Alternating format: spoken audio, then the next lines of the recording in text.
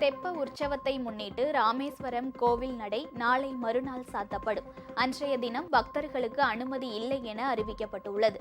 ராமேஸ்வரம் ராமநாத சுவாமி கோவிலில் தைப்பூசம் தெப்ப உற்சவத்தை முன்னிட்டு நாளை மறுநாள், அதாவது புதன்கிழமை அதிகாலை 4 மணி அளவில் கோவில் நடை திறக்கப்பட்டு 5 மணி முதல் 5:30 மணி வரையிலும் ஸ்படிகலிங்க பூஜை நடைபெறும். பின்னர் ராமநாத சுவாமி, பர்வதவர்த்தினி அம்மன், பஞ்சமூர்த்திகளுடன் புறப்பாடாகி லக்ஷ்மணர் கோவிலுக்கு செல்வதால் கோவில் நடை காலை 10 மணிக்கு சாத்தப்படும்.